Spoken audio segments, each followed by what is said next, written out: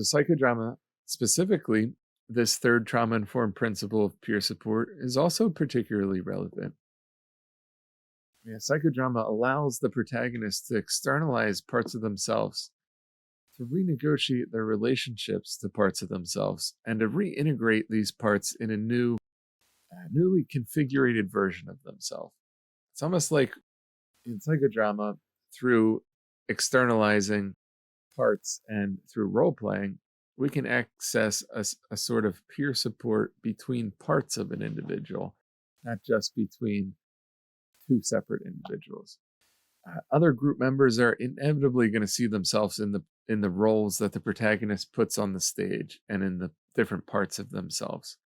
And in doing so, it's going to help audience members and the other role players enhance their own self-awareness and their own sense of connection to different parts of themselves. There's different psychodrama interventions that can help deepen our connection to ourself. One is doubling. Doubling is the first of the developmental phases in psychodrama's child development. And the intervention is about helping the protagonist express something that's unexpressed, to label something that's been unlabeled, to find words for something that they didn't have words for previously. Doubling helps the protagonist connect with themselves. The mirror position. This is where we pull the protagonist out of the role play and have them watch the scene from a distance. It can help them reconnect with themselves, to see themselves in a new way, to develop new insight about themselves, and to offer peer support through the process.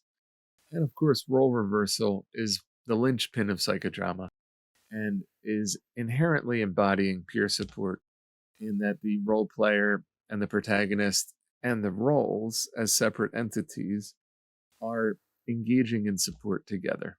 Psychodrama even allows individuals to have a conversation with different versions of themselves. So we could cultivate peer support between the protagonist today and the protagonist as a child, or the protagonist in the future and the protagonist today, and engage in a sort of reciprocal support between those roles psychodramatically. So psychodrama gives us really unlimited possibilities as it relates to redefining the self, reconnecting with the self, and engaging in peer support. There's opportunities for mutual aid in the warming up process in psychodrama, in the psychodrama itself and in action, and in the sharing portion at the end of the psychodrama, where each participant shares with the protagonist how they related to the psychodrama. The use of sociometry, which is primarily used in our warm-up phase, is ripe with social support, peer support, and mutual aid. Sociometry positions individuals in the group to be therapeutic agents for each other. And in doing so, it uncovers the different sociodynamic dynamics within the group and allows us to leverage connections and shared experience and shared identity for everybody's healing in the group. Simply put, we could say that sociometry is an exploration and realization of the potentials of peer support within groups. Psychodrama in a group process really can't happen without peer support.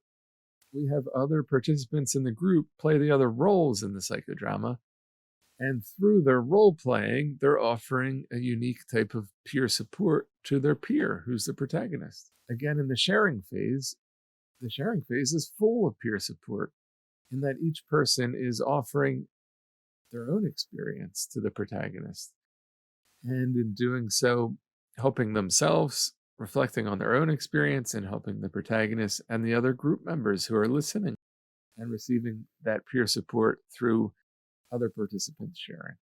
Moranian philosophy and psychodrama sociometry philosophy is really explicit in empowering each participant as a therapeutic agent for each other. Moreno writes in 1947 that one patient can be a therapeutic agent to the other.